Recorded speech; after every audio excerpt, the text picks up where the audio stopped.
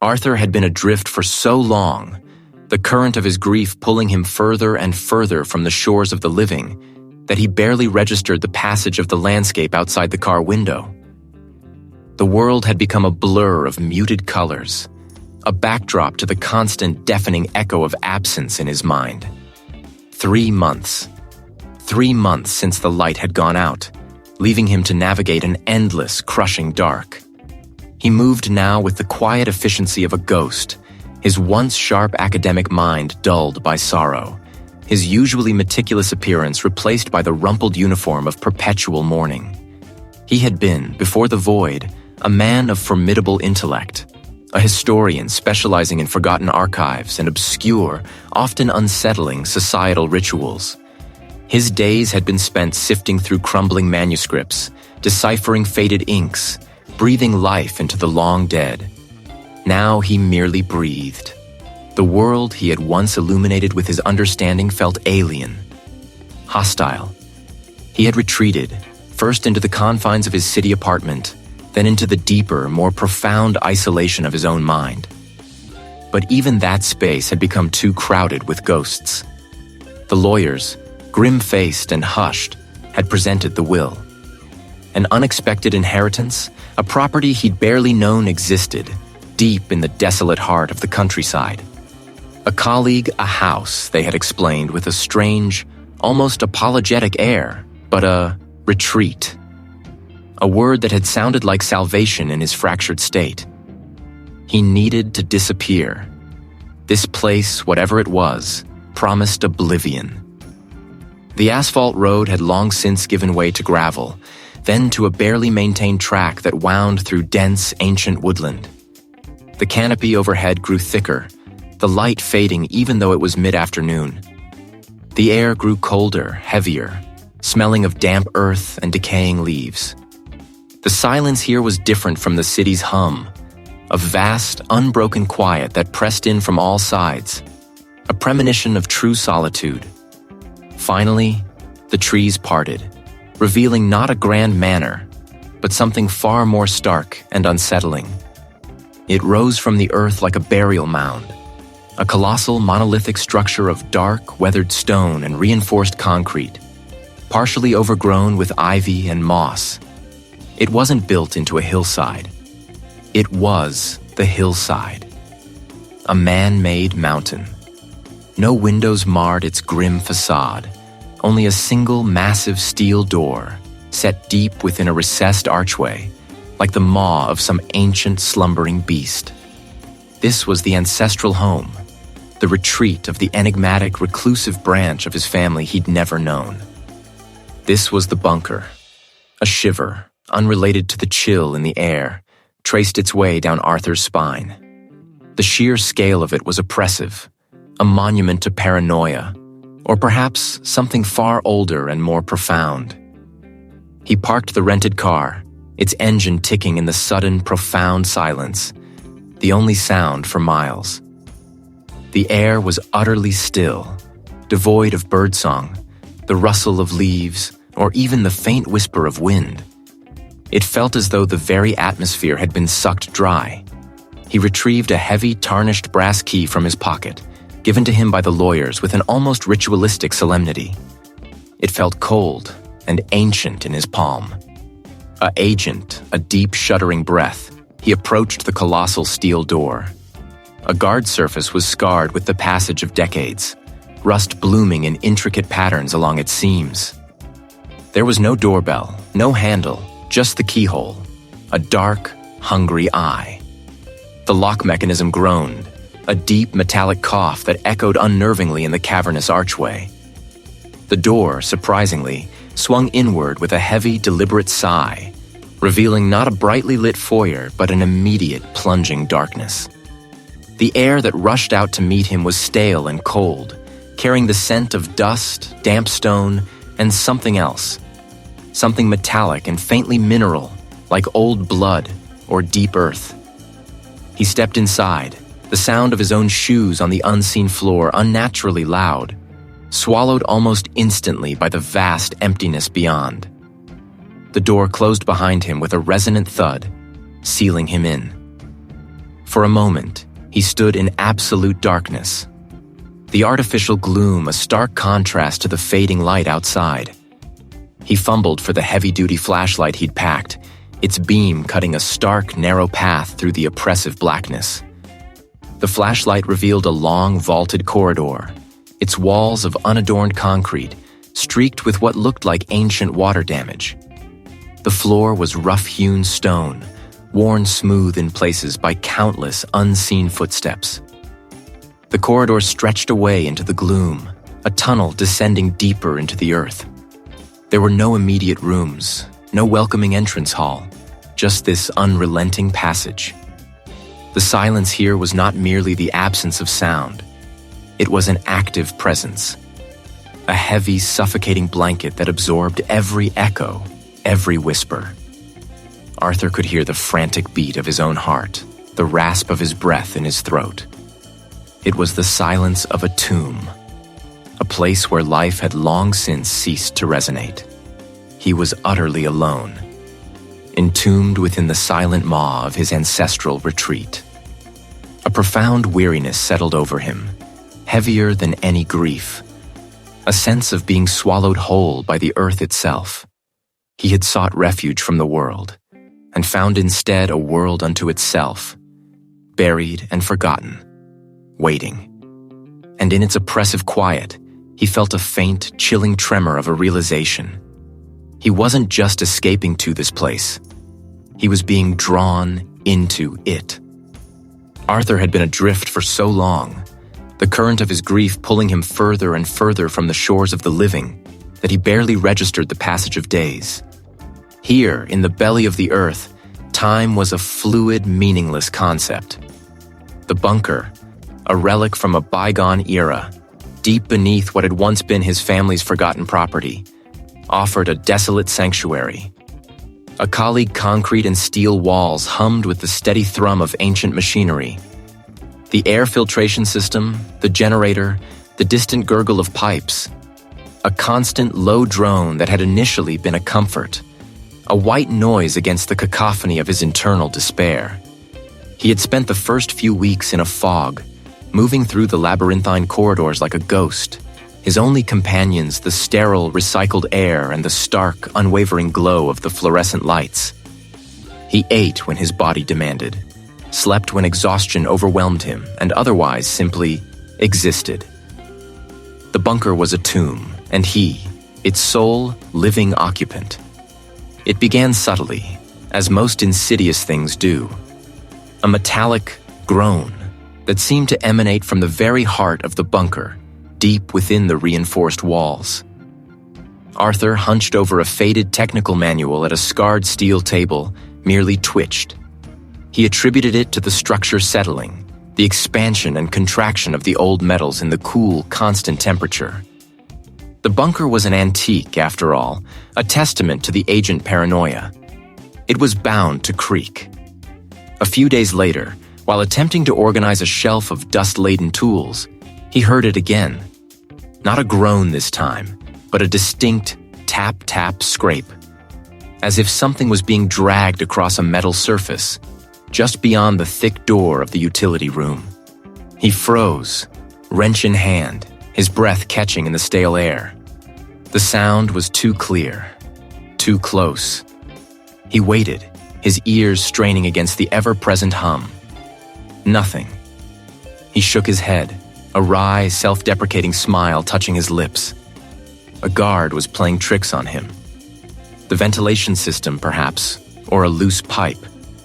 His mind, frayed by endless sorrow, was surely conjuring things. A figure came the shadows. Fleeting, darting movements at the periphery of his vision. He'd be walking down a narrow passage, the harsh fluorescent lights casting long, stark lines, and catch a flicker of deeper black, a movement that wasn't his own. He'd spin around, his heart giving a small, unwelcome lurch, only to find the corridor empty, just as it had been. He blamed the lights, their aged tubes prone to subtle fluctuations, creating optical illusions in his tired eyes. Or perhaps it was simply the exhaustion, the constant strain of grief manifesting as visual distortions. He'd rub his temples, trying to clear the phantom images, to push away the unsettling feeling that he wasn't quite alone. The misplaced objects were harder to rationalize. He was a creature of habit, especially in this confined space. A person had its place. He'd been working on the generator, his trusty multi-tool laid precisely beside a loose panel. He turned for a moment to consult a diagram, and when he looked back, it was gone. He searched, muttering under his breath, convinced he'd simply moved it without thinking, a symptom of his scattered mind. He found it eventually on the floor beneath the workbench, a place he knew he hadn't put it. A witness time, his mug, filled with lukewarm coffee, vanished from the control panel, only to reappear on a shelf in the galley, hours later. He chalked it up to his own absent-mindedness, the fog of grief making him forgetful, perhaps even sleepwalking through his days. It was a disturbing thought, but less disturbing than the alternative. The sounds became more insistent, not louder, but more defined. The metallic groans started to sound less like structural stresses and more like a deliberate dragging, a heavy weight moving through the unseen passages within the walls. And the whispers. He'd be sitting in the main chamber, the generator's hum his only companion, when a faint, reedy sound would seep through the concrete. It wasn't words, not precisely, but a low, guttural murmur, carried on the recycled air, like hushed voices just beyond the thick steel. He'd hold his breath, straining to hear, but it would always fade, leaving him with the dull drone of the machinery and the thumping of his own heart. He tried to ignore it all. He had to ignore it. To acknowledge anything truly amiss would be to open a door he desperately wanted to keep shut. His world had already been shattered. He couldn't afford a new kind of terror. He told himself it was the isolation, the profound loneliness of being buried alive with only his thoughts for company. It was the bunker, old and temperamental, groaning under the weight of the earth. It was his mind, broken by loss, playing cruel tricks. But as the days bled into weeks, and the creaks turned into almost taps, the shadows into almost figures, and the misplaced items became things he knew he hadn't touched, a tiny, insistent seed of doubt began to sprout in the barren landscape of his despair. It was a cold, creeping sensation, a whisper of a fear that had nothing to do with his grief, and everything to do with the heavy, watchful silence of the bunker itself. Arthur had been adrift for so long, the current of his grief pulling him further and further from the shores of the living, that he barely registered the chill seeping into his bones. The air in the bunker was a stagnant, heavy thing, tasting of dust and damp earth, a scent that clung to his clothes and hair.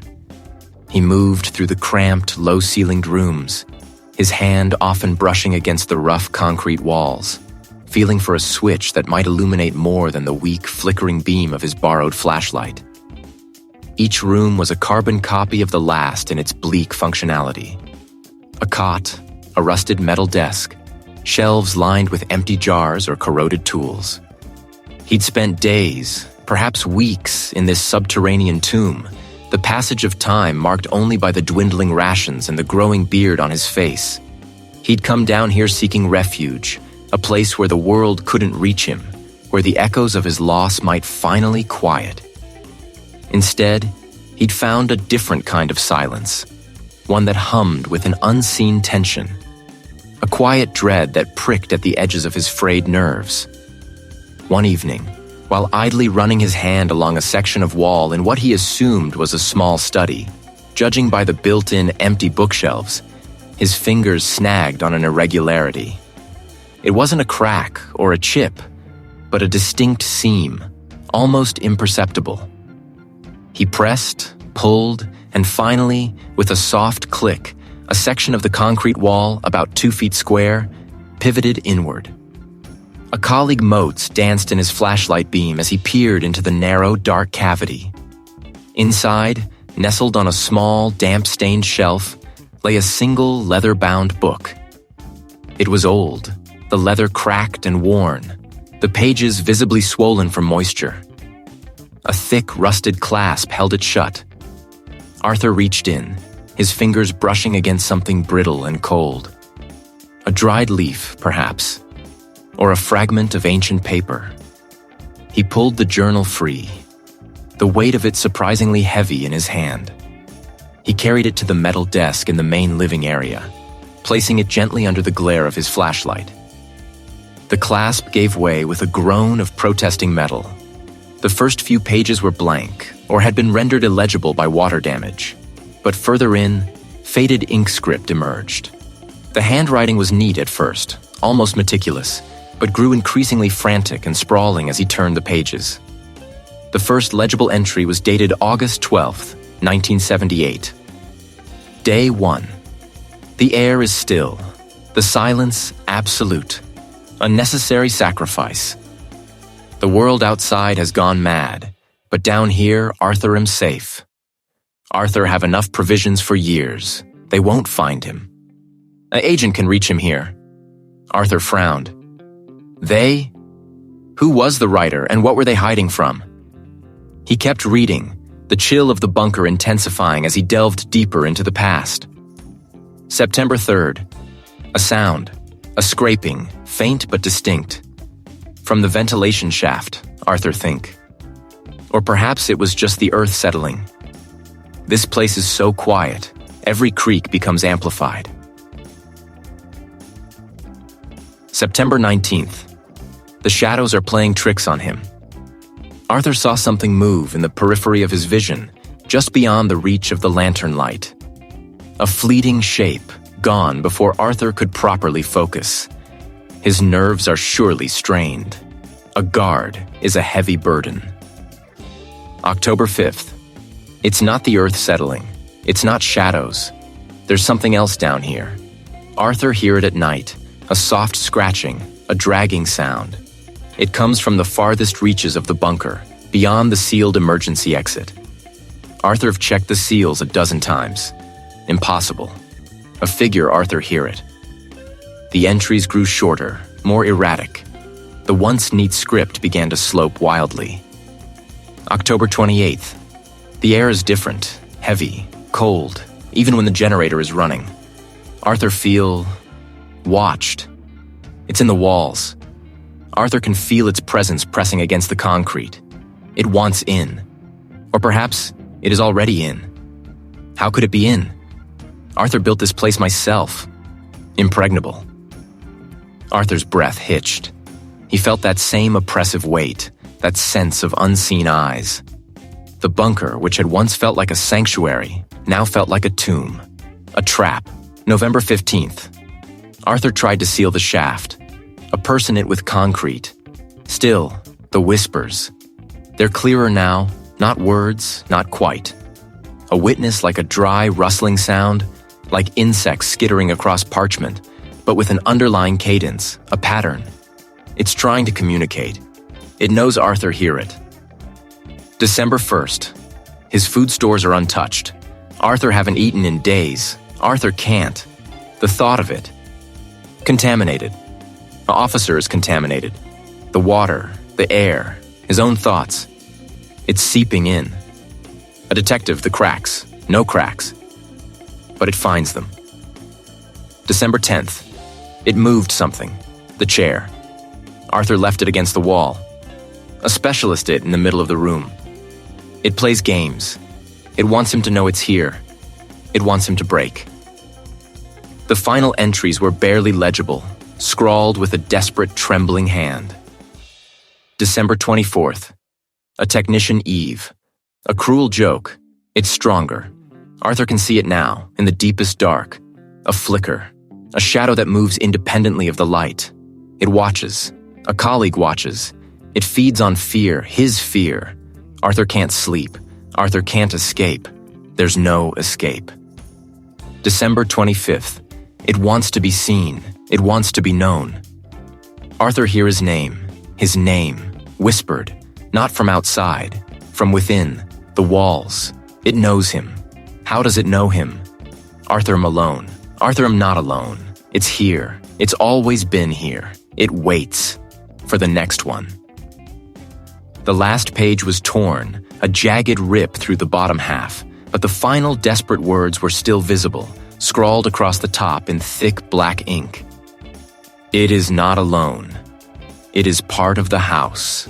It lives. It waits. Arthur dropped the journal as if it had burned him. It clattered against the metal desk, the sound echoing unnaturally loud in the suddenly suffocating silence. His flashlight beam, still fixed on the open pages, seemed to tremble. The old inhabitant's paranoia had become his own, a creeping tendril of dread that wrapped around his heart, squeezing. The bunker wasn't a sanctuary, it was a cage, and he wasn't the only one trapped within its walls. The house. What house? This bunker was underground. An agent it connected to a house above? Or was the house a metaphor for the entire structure, the entire insidious presence? He didn't know, but the last words hammered into his skull. It waits. For the next one. He was the next one. Arthur had been adrift for so long, the current of his grief pulling him further and further from the shores of the living, that he barely registered the subtle shifts in the bunker at first. The creaks and groans, the settling sounds, were all part of its deep earth embrace. But the last few days had seen those sounds take on a sharper, more pointed edge. The fleeting shadows in his periphery, the inexplicable chill that would sweep through a room otherwise warm. They were no longer dismissed with the same ease. He sat at the heavy steel table, a half-eaten plate of lukewarm stew before him, the silence of the bunker pressing in. It was then he heard it. A faint, almost imperceptible exhalation of air, followed by a sound that made the hairs on his arms prickle. Arthur. It was a whisper, thin as a spider's silk, yet clear enough to carry his name. He froze, spoon halfway to his mouth. The sound had come from the corridor leading to the living quarters, a place he'd just left. His eyes darted to the doorway, then around the stark room. Just the hum of the ventilation system. He shook his head, a dry chuckle escaping his lips. Tired, Arthur. A colleague much time alone. He pushed the plate away, the stew suddenly unappetizing. An agent did strange things to the mind, he knew that. It conjured ghosts from memories, whispers from the wind. A guard that evening, the whispers returned, closer this time. He was in his small bedroom, attempting to read a worn paperback, the only sound the rustle of pages.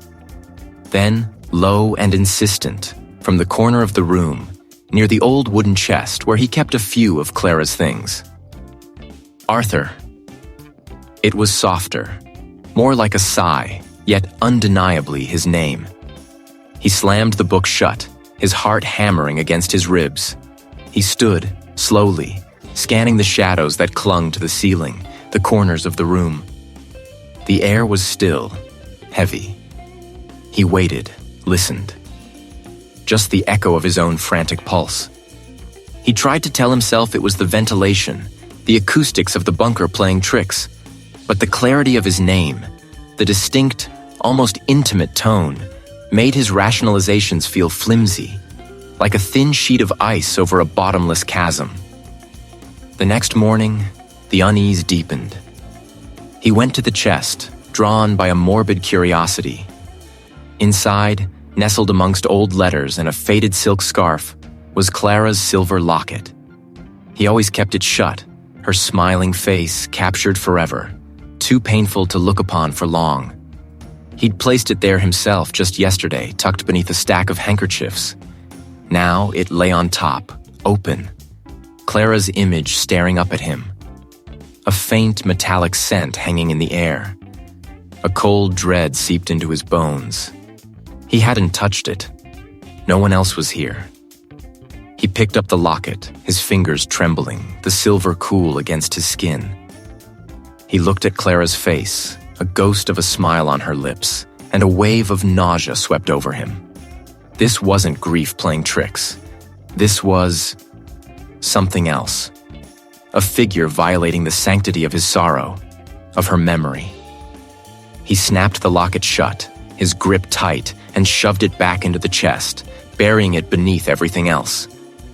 He spent the rest of the day checking every lock, every vent, every pipe.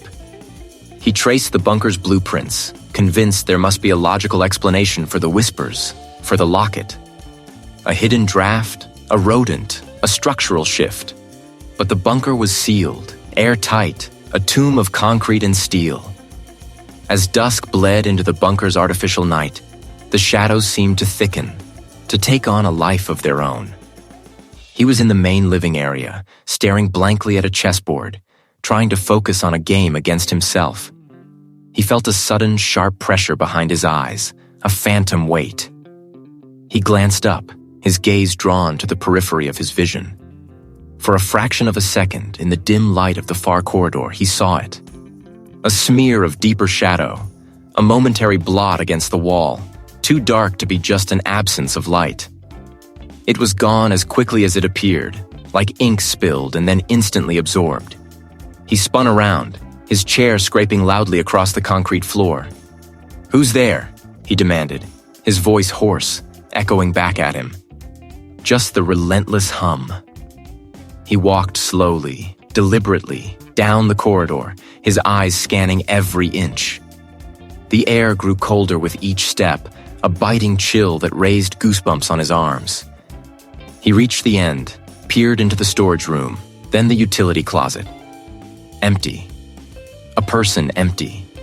His logical explanations were unraveling, piece by agonizing piece. The whispers weren't his imagination. The locket hadn't moved itself. The shadows weren't just tricks of the light. The bunker, once a sanctuary from the world and his pain, was becoming a cage. Its walls closing in, not with concrete, but with an unseen, encroaching presence. He retreated to his room, pulling a heavy armchair to block the door, a pathetic, futile gesture against something he couldn't see or touch.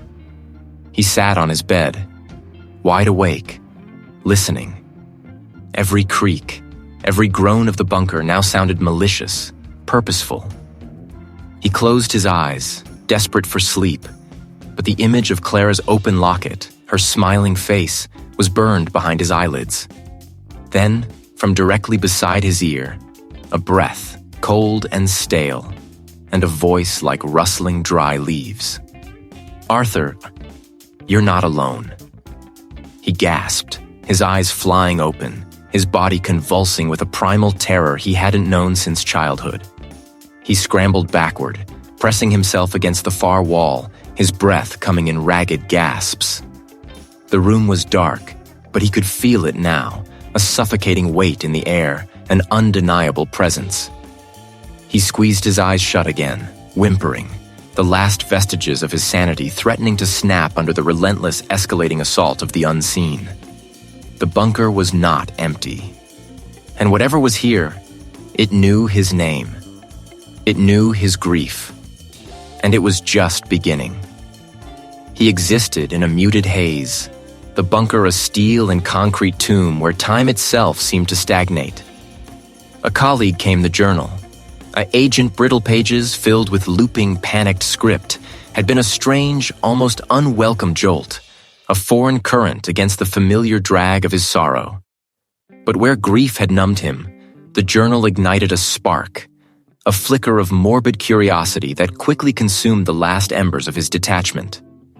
He didn't remember when the shift happened, only that one morning he woke with a clarity he hadn't felt in months, not to the crushing weight of his loss, but to the urgent need to decipher the scrawled entries.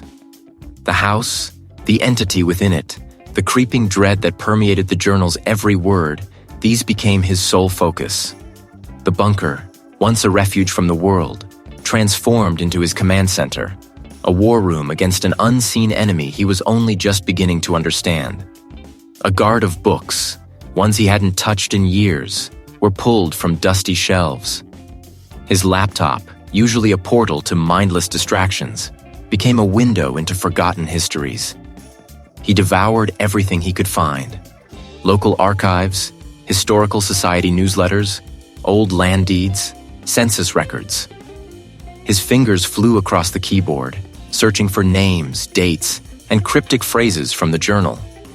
The figure Ma, the person I, the witness foundations. These weren't just poetic metaphors to the journal's original owner. They were clues, tantalizing and terrifying. He neglected to eat. The stale crackers and protein bars scattered around him untouched for hours. An officer became a luxury he couldn't afford. Each missed minute a potential missed discovery.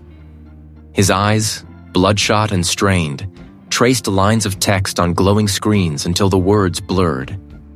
The scent of old paper and stale coffee filled the air, mingling with the faint metallic tang of the bunker itself. His usually meticulous appearance deteriorated. Stubble shadowed his jaw, his clothes were rumpled, and his hair stood on end, forgotten. The journal spoke of a particular family, the Blackwoods, and their series of unfortunate demises, all within the sprawling, ancient structure. Arthur cross-referenced the names, finding newspaper clippings detailing tragic accidents, sudden illnesses, and disappearances that local authorities had dismissed as unfortunate coincidences.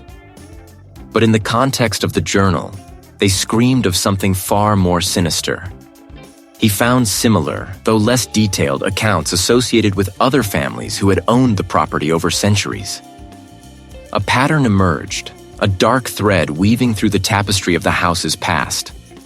His initial drive was to find a rational explanation. He wasn't a man who believed in ghosts, not truly.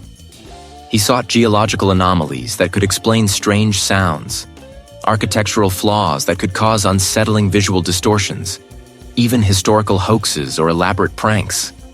He researched mass hysteria, environmental toxins, infrasound, anything that could account for the pervasive dread and unsettling experiences described in the journal and hinted at in the sparse historical records.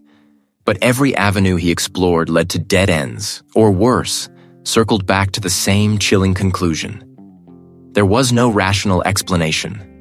The bunker, designed for protection, began to feel like a cage.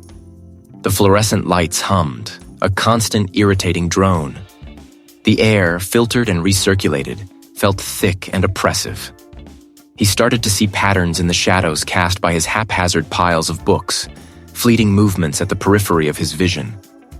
He dismissed them as exhaustion, but the unease grew, a cold knot in his stomach. He stopped answering calls. His brother, his last remaining tie to the outside world, left increasingly worried voicemails, but Arthur couldn't bring himself to respond. Each ring, each vibration of his phone felt like an intrusion, a distraction from the urgent work that consumed him. The house, its history, its unseen occupant, it was all that mattered now. His research led him down darker paths, to forums discussing paranormal phenomena, to obscure academic papers on liminal spaces and localized energetic disturbances. He read accounts of houses that seemed to consume their inhabitants, of places that developed a malevolent consciousness. He felt a creeping dread, a chilling recognition in these stories, a resonance with the journal's frantic warnings. He wasn't just researching, he was becoming a part of the narrative, a new character in a centuries-old tragedy. The words from the journal began to echo in his mind, not as text on a page, but as whispers in the sterile air of the bunker. "It hungers," one entry read, "and it has taken root." Arthur felt it, a profound, unsettling connection to that place, to that malevolent presence. It was as if the house, through the journal, was reaching out, pulling him in, making him complicit. He was no longer just a researcher. He was the witness, an unwilling participant, and the descent into obsession had become an irreversible plunge into the abyss. Arthur had been adrift for so long, the current of his grief pulling him further and further from the shores of the living, that he barely registered the passage of time. The bunker was a tomb, and he, its sole inhabitant, was a ghost haunting his own memories. But the isolation, once a desired balm for his wounded soul, had begun to curdle. The silence, once a comfort, now pressed in, heavy and alive. The nightmares started subtly, a low hum beneath the surface of his sleep. A colleague, they grew teeth. He dreamt of Sarah, always Sarah, but her face would shift, her eyes elongating into black, bottomless pits, her smile stretching into a rictus of agony. Her voice, once music, became a guttural rasp, whispering accusations he couldn't quite decipher, but felt deep in his bones. He would wake with a choked gasp, the phantom scent of decay clinging to his nostrils, convinced he could still feel the cold, clammy touch of her distorted hand on his arm. The dreams were so vivid, so utterly real, that the bunker's stark reality felt like a thin veil, easily torn. One morning, the lingering terror of a nightmare, where Sarah's skin had peeled away to reveal something chitinous and scuttling beneath, refused to recede. He stumbled from his cot, his heart hammering against his ribs, the air in the bunker suddenly thick and cloying. He reached for his mug, perched on the small metal table beside his bed. As his fingers brushed the ceramic, a sharp crack echoed in the confined space. The mug, without warning or impact, fractured down the middle, a perfect, hairline fissure appearing as if drawn by an invisible hand. A shard detached and clattered to the floor. Arthur stared, his breath catching. He hadn't dropped it, hadn't even gripped it firmly. It had simply broken. He bent to pick up the pieces, his mind scrambling for a rational explanation. A hairline crack he hadn't noticed? Agent stress? But the bunker's temperature was meticulously regulated. He dismissed it as a trick of his sleep-deprived mind, a minor anomaly. Yet the unease gnawed at him. A guard that day, as he sat hunched over a cold meal, the bunker lights flickered, not in a power surge, but in a slow, deliberate pulse, like a heartbeat. In the brief moments of near darkness, the shadows in the corners of the room seemed to deepen, to coil and writhe. He looked up, his eyes darting, and for a terrifying instant, he saw her. Sarah.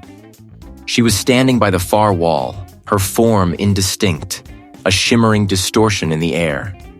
Her head was tilted unnaturally, and her limbs seemed too long, too spindly.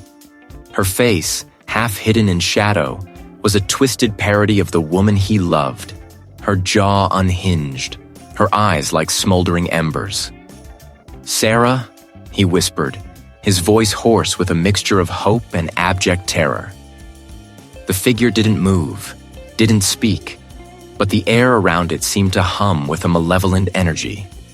Then, as the lights brightened, she was gone, leaving behind only the ghost of an afterimage, a sickening imprint on his retina. Arthur squeezed his eyes shut, shaking his head violently. It was grief, he told himself, the mind playing cruel tricks. He was losing his grip. But the manifestations intensified. The nightmares became a constant torment, invading the edges of his waking thoughts. He'd be walking down a corridor and a fleeting glimpse of Sarah, her body grotesquely elongated, her mouth a cavern of needle-sharp teeth, would appear in his peripheral vision, only to vanish when he turned his head. The air grew colder in specific spots, a frigid, unnatural chill that made the hairs on his arms stand on end. One evening, he watched in horror as a stack of old journals, meticulously kept by the bunker's original owner, lifted from a shelf. They hung suspended in the air for a breath-stopping moment, trembling slightly before exploding outwards, pages scattering like startled birds. The force wasn't violent, but precise, as if an unseen hand had carefully torn them apart. A figure splattered the wall, forming patterns that, to Arthur's unraveling mind, resembled grotesque staring eyes. He stumbled backwards, knocking over his chair. His heart hammered against his ribs, a frantic drumbeat of pure terror. This wasn't grief. This wasn't hallucination. This was real. A person was here, with him, in the suffocating confines of the bunker. It was feeding on his despair, using his love for the witness as a weapon, twisting her image into a torment he couldn't escape. The ambiguity of its form was almost worse than a full reveal. It was a shapeless, insidious dread that could take any form, could be anywhere, at any moment. He stood amidst the scattered remnants of the journals, the broken mug, the lingering scent of decay, and the chilling memory of Sarah's monstrous face. The bunker was no longer a refuge, but a cage. And he was no longer alone. His disbelief, a fragile shield he had clung to, shattered around him, leaving him exposed to an undeniable, terrifying truth. The entity had revealed itself, not in a single form, but in a symphony of horrors, each note designed to dismantle his sanity, one agonizing piece at a time.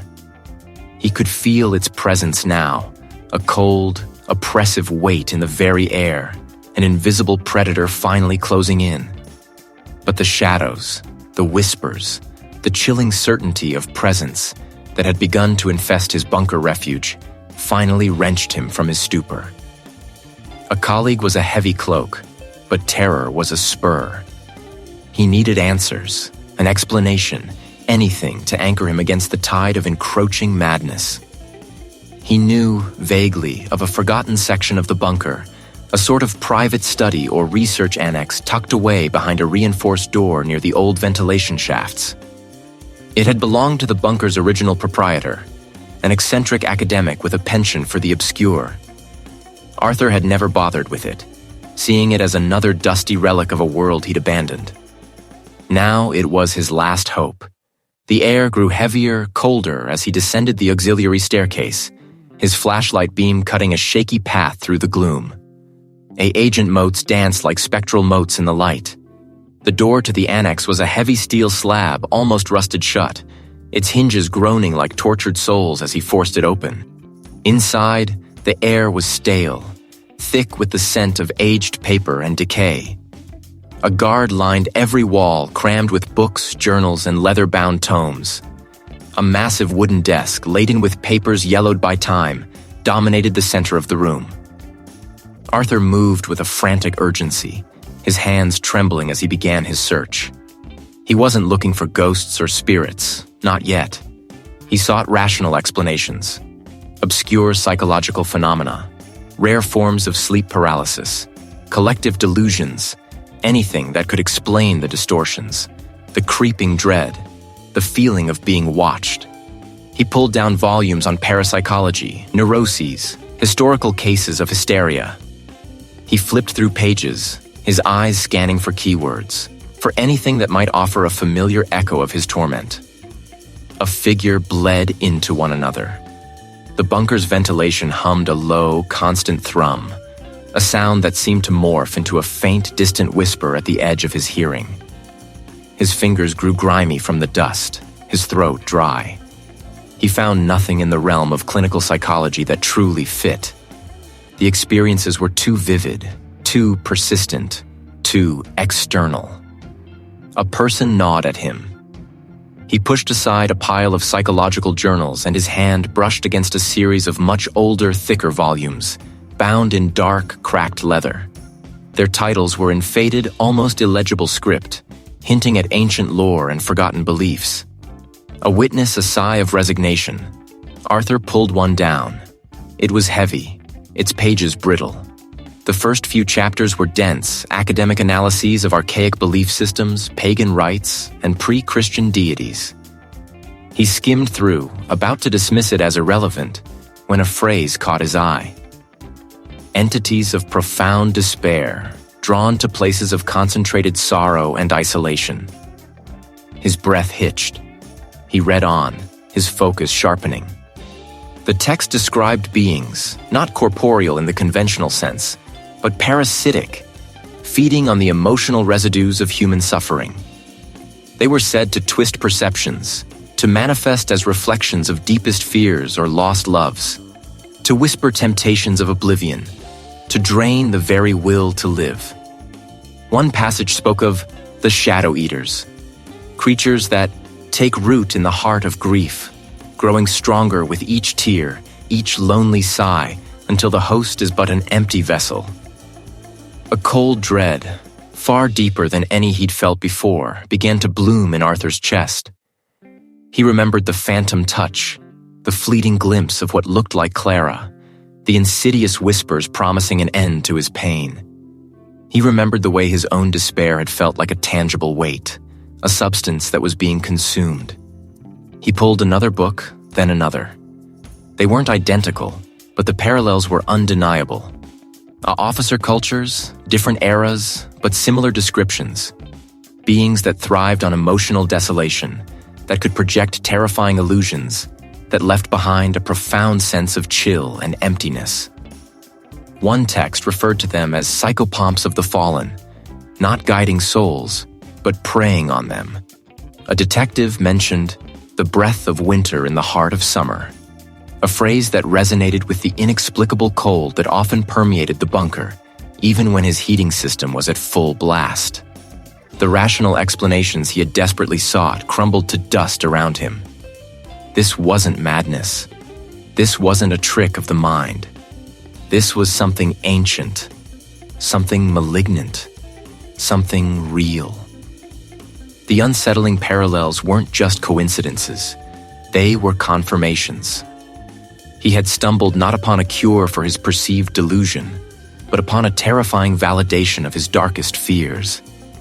The air in the annex suddenly felt heavier, thicker, as if the very act of naming the threat had given it substance. He felt a distinct shift, a subtle intensification of the ever-present chill. The whispers that had been at the edge of his hearing now seemed to press closer, a chorus of sibilant, unintelligible sounds that made the hair on his arms stand on end. He was not alone in the bunker. He had never been.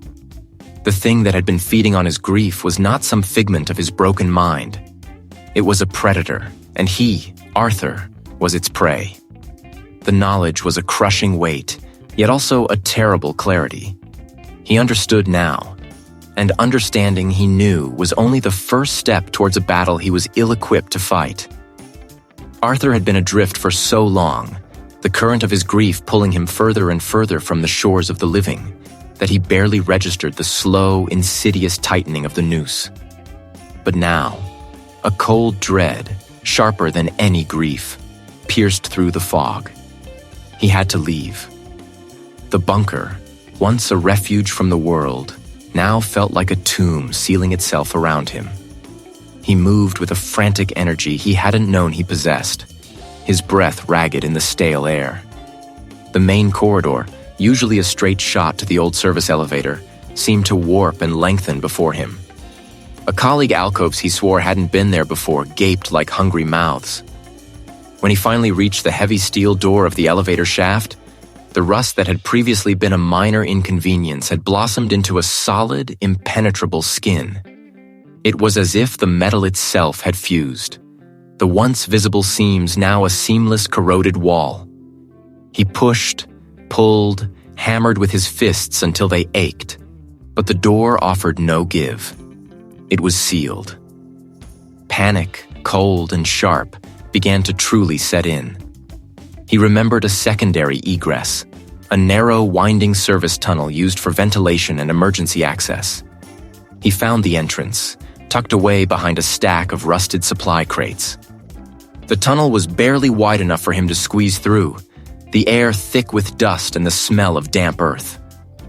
He crawled, scraped, pushed his way through what felt like miles of claustrophobic darkness, his lungs burning, until he finally reached a small, reinforced hatch. A grunt of effort, he forced it open, emerging into the biting cold of the surface. The familiar, ancient pickup truck sat where he'd left it, a rusted monument to better days. Hope, a fragile, flickering thing, surged within him. He fumbled with the keys, his hands shaking so violently he nearly dropped them. He jammed the key into the ignition, twisted. Just a weak, pathetic click from the engine. He tried again and again, pumping the gas pedal, but the truck remained stubbornly silent, a dead hulk of metal. The battery, he knew, had been fully charged only days ago. Now it was utterly inert. "No, no, no," he whispered, his voice cracking, the sound swallowed by the vast, empty silence of the wilderness. He slapped the dashboard, then buried his face in his hands, despair a cold hand squeezing his heart. He pulled out his phone, a desperate last-ditch effort. The screen glowed, but the signal bars were empty. No service. He tried to call emergency services, his finger trembling as he dialed. The call failed instantly. He tried again. A guard, even static. He held the phone up, as if holding it higher would coax a signal from the desolate air, but it remained stubbornly blank, a useless rectangle of plastic and glass. He had a satellite phone too, a relic he kept for these remote trips. He pulled it from his pack. The power light wouldn't even flicker. Dead. A figure lines of communication, severed. He was truly alone. Trapped. As the realization solidified, a whisper slithered into his mind, soft as a lover's sigh, yet sharp as broken glass. "Arthur, where are you, his love?" His head snapped up. The voice, impossibly clear, impossibly real, was hers. He spun around, searching the empty landscape, the desolate woods, the looming silhouette of the bunker behind him. No one. "You left him, didn't you? A person here. Alone." He stumbled back, his heart hammering against his ribs. The voice was no longer a gentle whisper, but edged with a terrible accusation. He saw her then, standing just at the edge of his vision, a shimmering, translucent figure in the twilight. Her hair, the color of moonlight, flowed around her. Her eyes, usually so full of warmth, were now hollow, dark pools of sorrow. She wore the dress she'd worn on their last anniversary, a simple, elegant blue. "Sarah?" he choked out, tears blurring his vision. He reached for her, his hand passing through empty air. "Why didn't you come for him, Arthur?" Arthur waited. Arthur always waited. Her voice echoed not in the air, but inside his skull, a terrible symphony of guilt and regret. The image flickered, her face contorting, becoming gaunt, her skin stretched tight over bone. The blue dress became tattered, stained with something dark and unidentifiable. "I tried, Sarah, God, I tried," he sobbed, falling to his knees. I couldn't save you." Her phantom form drifted closer, her face now a mask of profound, suffering grief. "You could have. You just let go. You let go of his hand, Arthur." The words were a dagger, twisting in the deepest wound of his soul. He saw it then, replayed with agonizing clarity. The accident, the twisted metal, his hand reaching, failing to grasp hers as the world spun into darkness. The entity wasn't just showing him her image. It was reenacting his greatest failure, his profoundest guilt, twisting it into a living, breathing accusation. "Arthur, I'm so cold, Arthur, and so alone, just like you left him." Her translucent hand reached out, not to comfort, but to accuse. Her fingers long and skeletal, brushing his cheek with an icy touch that froze him to the bone. Her eyes, now completely black, stared into his, reflecting not love, but an infinite, damning emptiness. He screamed, a raw animal sound torn from the depths of his being, as the vision of his beloved wife dissolved into the encroaching shadows, leaving him utterly, hopelessly alone, trapped in a world that had become his own personal hell. The bunker, the dead truck, the silent phone. They were merely physical manifestations of the trap that had already been sprung around his mind. He was isolated, lost, and the entity had only just begun to feast on his despair. Arthur had been adrift for so long, the current of his grief pulling him further and further from the shores of the living, that he barely registered the shift in the house. It wasn't a sudden change, but a slow, insidious deepening of the shadows, a heavier silence that pressed in on him. Yet somewhere beneath the fog of his sorrow, a sliver of clarity ignited. He was being watched. A colleague by a specter, not by a memory, but by something ancient and patient that had been nurturing his despair like a gardener tending a noxious bloom. The faint, almost imperceptible hum, a low, thrumming resonance he'd dismissed as the house settling or his own fractured mind playing tricks, now vibrated with a malevolent purpose. It wasn't in the walls, nor the floorboards, but beneath them. It called to him, a siren song of ultimate surrender, promising oblivion. Agent by a primal urge to understand, to see the architect of his torment, he followed the sound.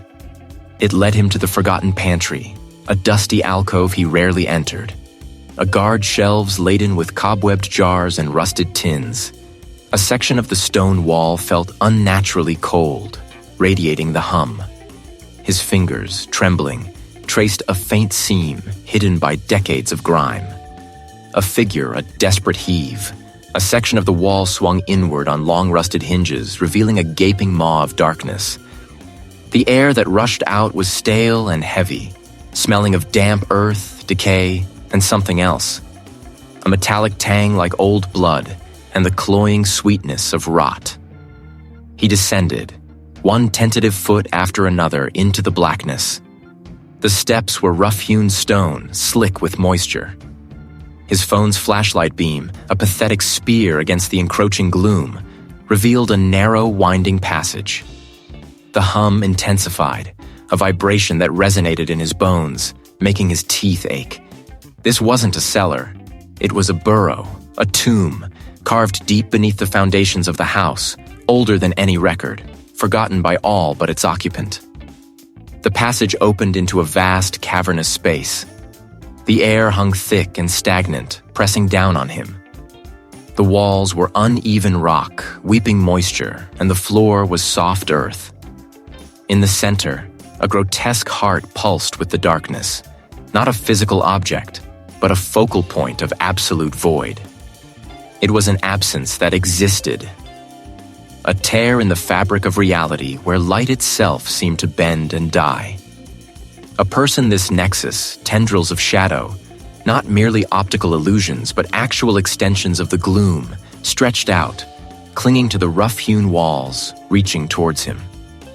Here, in the suffocating silence broken only by the frantic beat of his own heart, the truth unfurled in his mind, not as words, but as a sickening, undeniable revelation.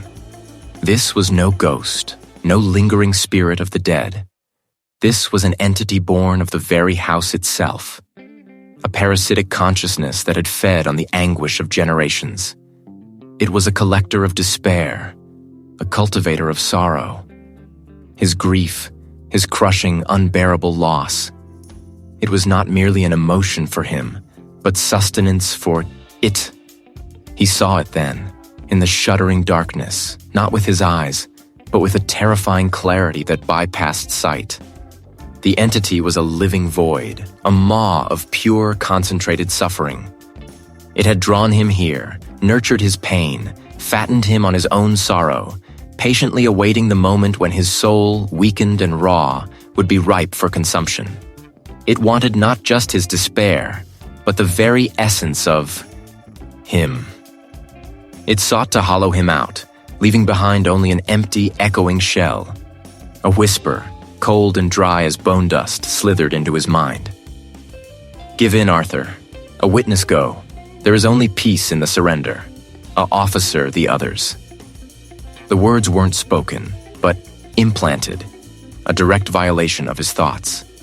He saw fleeting, horrifying images, faces contorted in agony, then blank, serene, utterly vacant.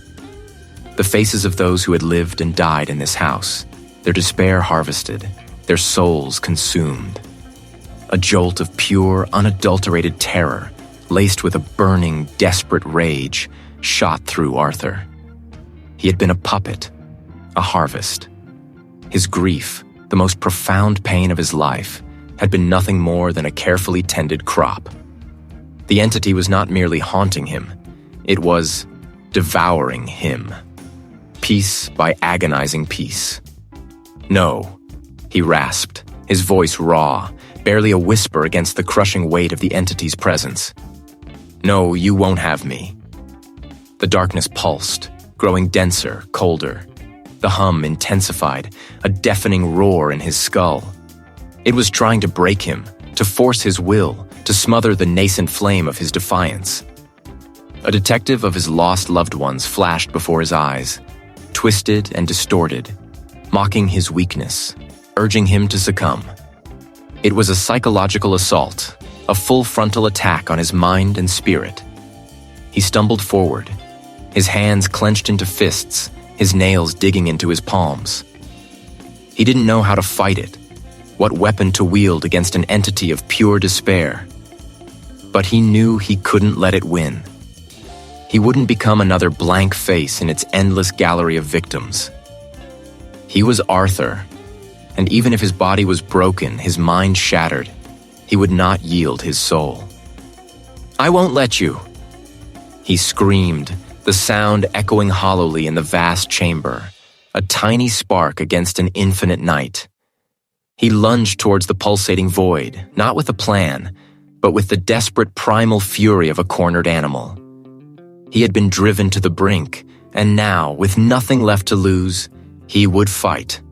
A specialist if it meant his end, he would not be consumed willingly. He would rage against the dying of his own light, one last desperate act of defiance against the insidious evil that sought to claim his very soul. The darkness surged, engulfing him, threatening to snuff out his last flicker of hope. Arthur had been adrift for so long, the current of his grief pulling him further and further from the shores of the living, that he barely registered the shift when the current became a tide, and the tide became a suffocating ocean. He was no longer floating, but sinking, the pressure building, not on his body, but on the very core of his being. The whispers, once a chorus of torment, had softened, deepened, becoming a resonant hum that vibrated in his teeth, his bones, his very marrow. It was less a voice and more a frequency, attuned to the deepest, most vulnerable parts of him. He lay on the cold, damp floor of the bunker, or perhaps he floated in some ethereal space between wakefulness and oblivion. His eyes were open, staring at the unseen ceiling, but his vision was blurred, the edges of his perception fraying like old cloth. He could feel the entity now, not as an external presence, but as an internal one. It wasn't a hostile invasion, not anymore. It was a slow, deliberate integration, like water seeping into porous stone. It filled the hollows grief had carved, not with solace, but with a cold, ancient stillness. His memories flickered, disconnected fragments of a life that felt impossibly distant. His wife, her smile, the warmth of her hand. His son, his laughter, the weight of his small body in Arthur's arms. Each memory was a fragile butterfly, caught and pinned by an unseen force, its vibrant colors slowly leaching away. The entity wasn't erasing them. It was preserving them, crystallizing them in an amber of eternal sorrow, making them perfect, untouchable, and utterly devoid of life. It showed him how beautiful his pain was, how pure, how powerful. It whispered of the endless cycle, the feeding, the perpetual echo of loss. "You are a vessel." The pervasive hum resonated, not in words, but in a feeling of profound understanding. A conduit. Your sorrow is a key. It opens the way. Arthur tried to fight it, a phantom struggle in a body that felt like a discarded shell. He clawed at the edges of his mind, searching for a spark of defiance, a flicker of the man he once was. But the entity had worn him down, smoothed the sharp edges of his resistance with the relentless grind of his own despair. It offered not an escape, but a new form of existence, a place where his grief would never fade, never lessen, but would instead become a constant, quiet companion, a part of the house's eternal breath. He felt something shift within him, a subtle rearrangement of his very essence. It wasn't a violent tearing, but a gentle, insidious reweaving. The hum intensified, then receded, leaving behind a silence that was more terrifying than any noise. When he finally managed to sit up, a tremor running through his limbs, the bunker seemed different. A colleague physically changed, but imbued with a new, unsettling clarity. The shadows were deeper, the cold more profound, yet there was a strange, almost comforting familiarity to it all. He was part of it now. He pushed himself to his feet, a laborious effort. His legs felt heavy, as if filled with lead, but there was an odd, detached purpose to his movements. He walked towards the bunker door, not with urgency, but with the slow, inevitable pace of a man walking a predetermined path. The door, which had once felt like an insurmountable barrier, now simply yielded. He pushed it open, the creak echoing in the cavernous space. He climbed the ladder, one rung after another, each movement precise, unhurried. He emerged into the house, into the familiar, oppressive silence of the main floor. The dust motes danced in the slivers of light filtering through the grimy windows, but they seemed to move with an unnatural slowness, as if caught in a temporal eddy. The house, which had once felt like a cage, now felt like an extension of himself, its oppressive weight a part of his own being. Arthur walked through the dilapidated rooms, past the shrouded furniture, the peeling wallpaper. There was no fear now, no frantic search for an exit. He simply moved, a silent figure in a silent house. He reached the front door, the heavy oak slab that had once represented freedom. He turned the handle. It opened without a sound. The morning sun, though weak and watery, hit his face. He blinked, but it wasn't the harshness of the light that bothered him. It was the color, the vibrancy, the sheer life of the world outside. It felt alien, garish, almost offensive after the muted shades of his internal landscape. A robin chirped from a nearby tree, its song a piercing, discordant shriek in his ears. The wind rustled through the dead leaves, a cacophony of whispers. He stepped out onto the porch, then down the crumbling steps, leaving the house behind. But the house didn't feel left behind. It was within him, a cold, still center around which his new, hollowed-out self orbited.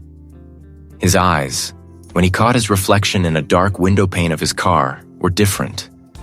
They were wide, unnervingly calm, and held an ancient, patient sorrow that seemed to belong to something far older than Arthur. There was a subtle shift in the light, a perpetual shadow that clung to their depths, a mark of the entity's indelible presence. He got into his car, the engine starting with an unexpected roar that made him flinch. He drove away, slowly, deliberately, not looking back. He had escaped, physically. But the house, the entity, had won. Arthur was no longer Arthur, not truly. He was a vessel, walking the world, carrying the entity's echo, a living monument to the new cycle, a chilling, silent testament to the grief that never truly dies, only changes its form and finds new ways to spread its reach. The mark was subtle, invisible to most, but it was there, etched into his very soul, a promise of eternal, quiet torment, a seed planted in the fertile ground of the living, ready to bloom in the unsuspecting world. The cycle had begun anew, and Arthur was its first silent herald.